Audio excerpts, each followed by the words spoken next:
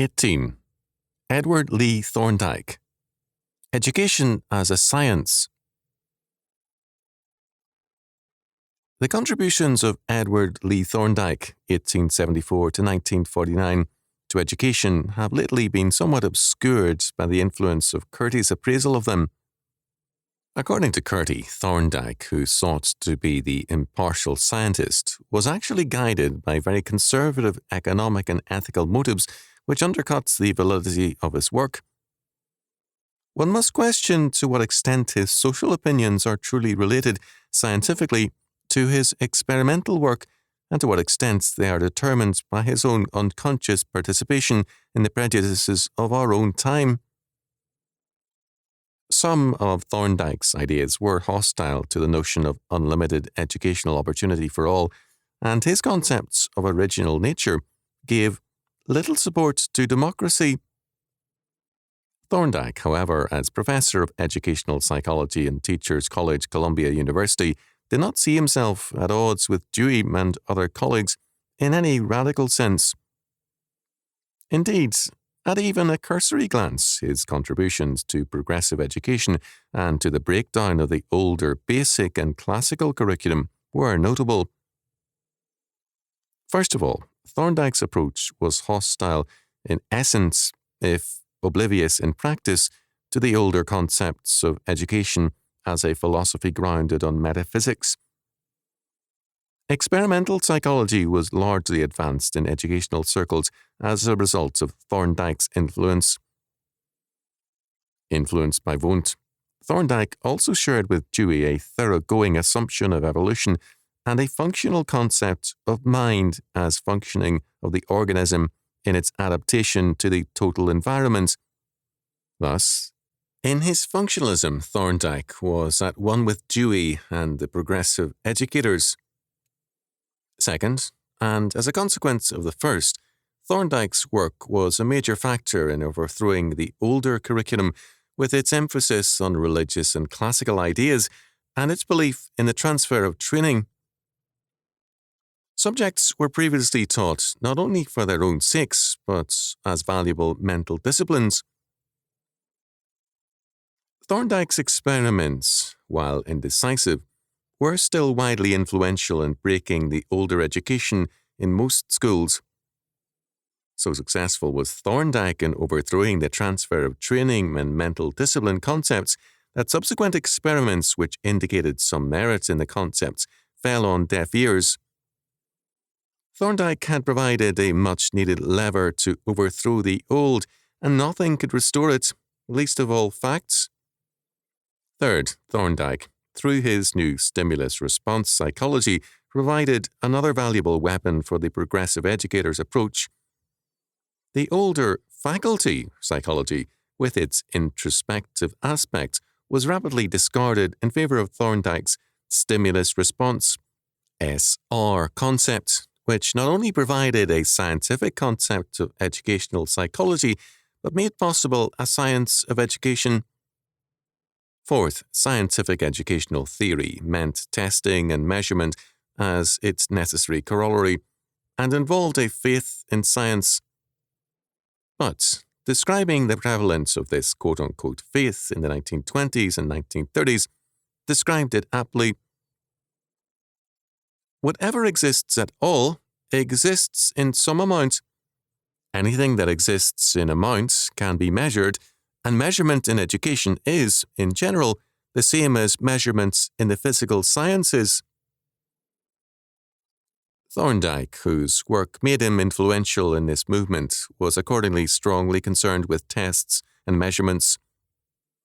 The premise and conclusion of this faith was simplicity exemplified. As stated by Thorndike himself, experience has sufficiently shown that the facts of human nature can be made the material for quantitative science. The point of offence in Thorndike was his strong emphasis on heredity. The one thing that educational theorists of today seem to place as the foremost duty of the schools, the development of powers and capacities, is the one thing that the school or any other educational forces can do least. The influence of environment he saw very much overestimated and very much misunderstood, in that environment includes a practical infinitude of different causes, which act differently upon different types of original nature and at different ages and with different cooperating circumstances. As a result, environment is not constant, nor, in the same time and place, the same for two people. All theories of human life must accept as a first principle the fact that human beings at birth differ enormously in mental capacities, and that these differences are largely due to similar differences in their ancestry. All attempts to change human nature must accept as their most important condition the limits set by original nature to each individual. It has been shown that the relative differences in certain mental traits which were found in these 100 children are due almost entirely to differences in ancestry, not in training. Training, or education, simply enables the individual to make better use of native ability, but does not increase it. Each nature in some measure selects its own environment, and each nature may get from an environment a different influence, so that the relative achievements of, say, the boys who this year begin school in America will probably be more closely parallel to their relative original talents and interests than to their relative advantages in home and school environment. Accordingly, specialization of schools to take care of pupils of diverse abilities is a necessity. It is more humane to be scientific in evaluating people than to be guided by some customary superstition, such as, we can infer, radical democratic thinking. It is therefore necessary to face realistically the facts that racial differences in original nature are not mere myths. This statement, one of Thorndike's central offences to many, was, like his whole position, a product of his scientific methodology and measurements. Thorndike's conclusion was not one of racial prejudice. He recognized variations within groups and espoused the proper scientific utility of all human materials.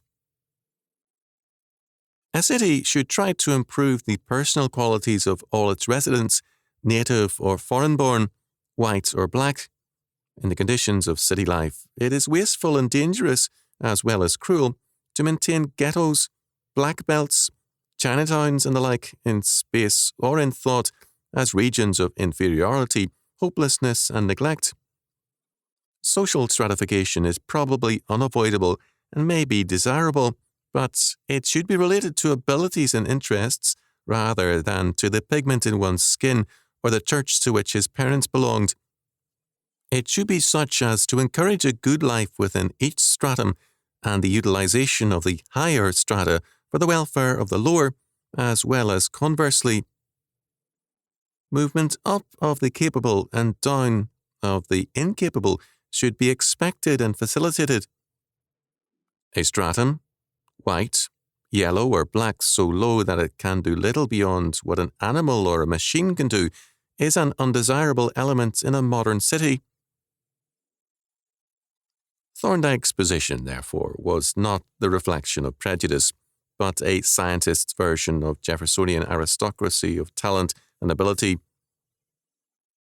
Like Jefferson, Thorndike believed in equality of opportunity and of dignity as men, and also in natural inequalities which created unnatural caste and inequalities. Society must remain free and fluid to permit the rise or fall of each to his natural level. It is also an American habit to clamour about equality of opportunity as the prime virtue of a school system. Equality at the start there should be, but the higher opportunities, like the higher distinctions, should be, as they always have been, earned. The schools always have and always will work to create a caste to emphasize inequalities. Our care should be that they emphasize inequalities, not of adventitious circumstances, but of intellect, energy, idealism, and achievement. It becomes apparent why progressive educators have felt it necessary to go further than Thorndike did in departing from the more academic curriculum, which indeed served to emphasize inequalities, as any truly educative process always must. To avoid inequalities, education in the historic sense must be avoided. For Thorndike, then, education served to develop and make explicit the basic abilities of the individual to be, in brief, environment at its best. Thorndike was cynical, however, in his expectations of that environment. His study, for example, of ventilation in relation to mental work was upsetting to many who hoped it would be an argument in favour of better and more modern school buildings. The effect of conditions of air, temperature, and ventilation upon the rates of improvement of mental functions indicated that poor conditions led to consistently better performance.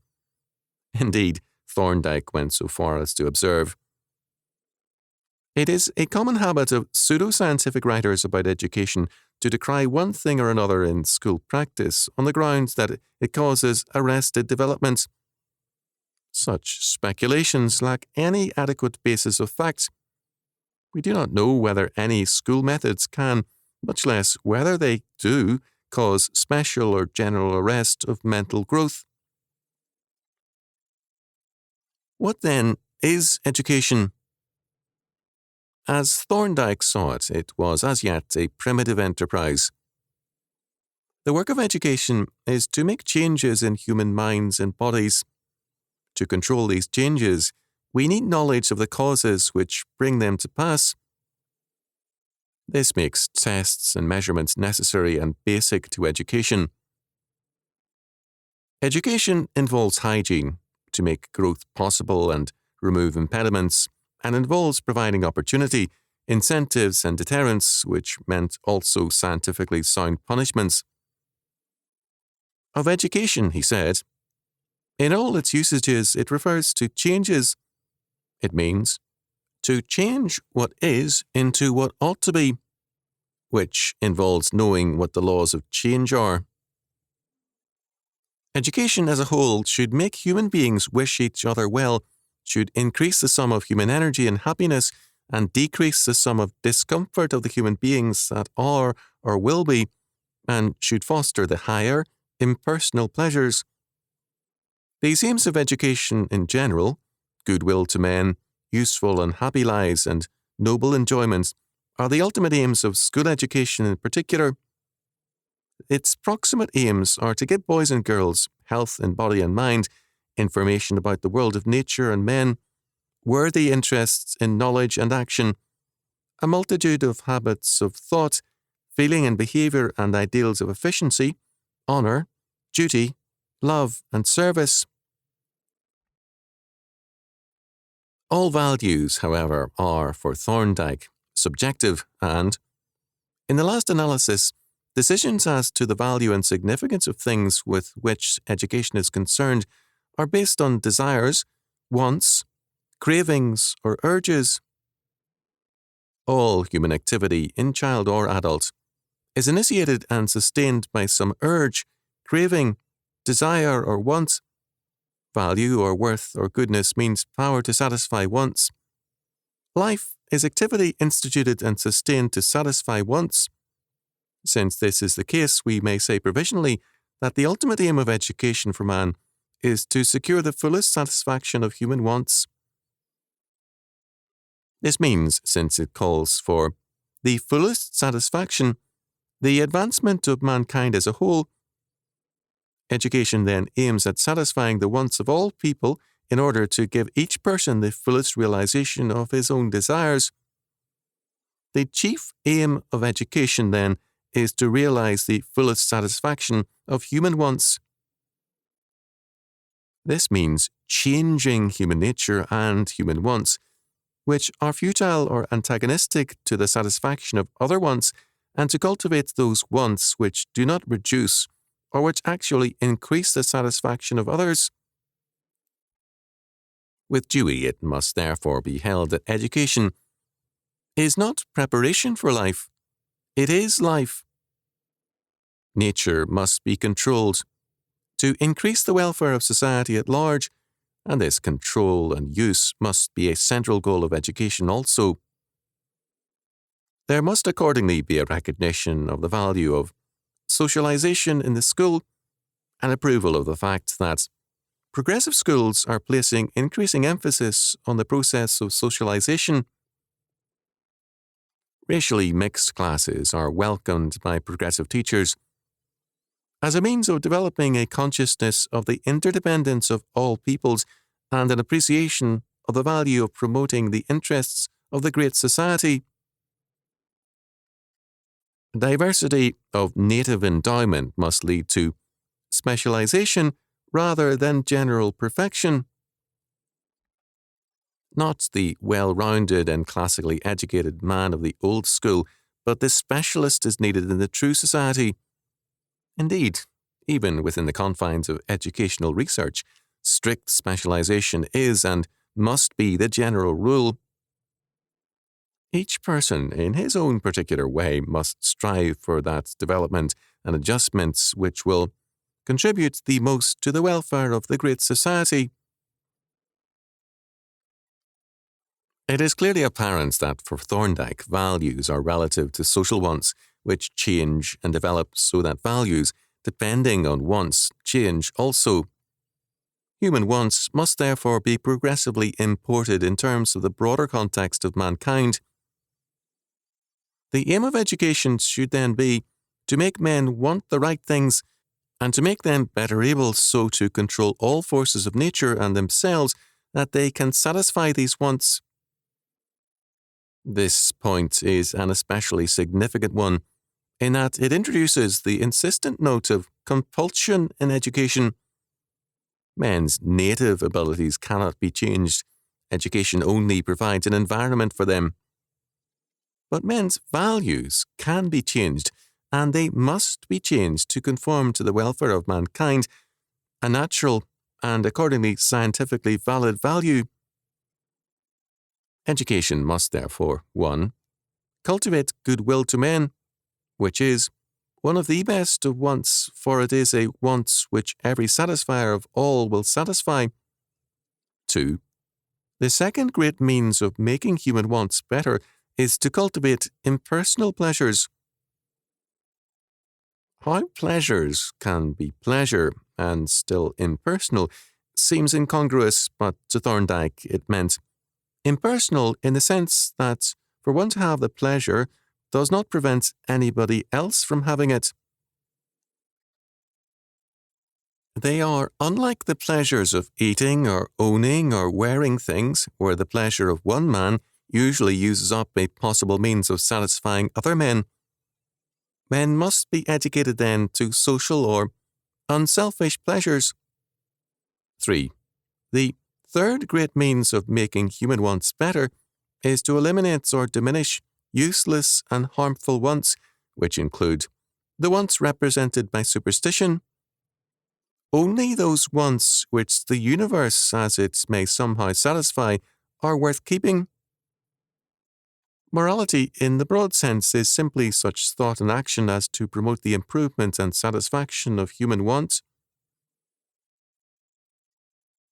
As a result, Thorndike could honestly hold that the aims of education as a whole are identical with those of morality, because for him, science and the schools had taken over the function of religion as the source of morality. Thorndike saw the role of religion itself as human betterment rather than any theocentric motive, and naturally felt that science was the better instrument towards that end.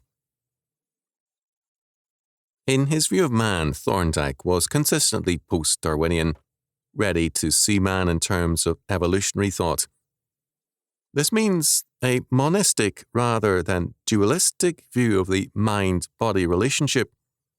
Thorndike took this seriously and held that there was a close connection between motor and intellectual abilities.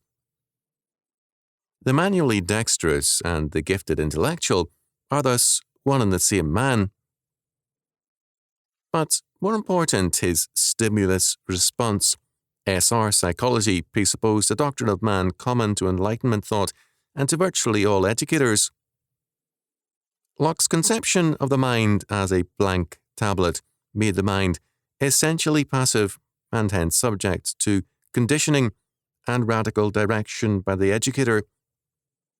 Instead of a mind with past, tradition, family, and religion coming to school to be educated, led out further into its own heritage, education in the tradition of Locke and the Enlightenment is essentially a passive activity and is conditioning rather than education. An important aspect of Thorndike's objection to transfer of training was his conception of the mind as essentially passive and hence incapable of such activity. It is significant that so much of the objection to Thorndike's attack on transfer of training came from religious and traditional sources opposed to the concept of the mind's passivity.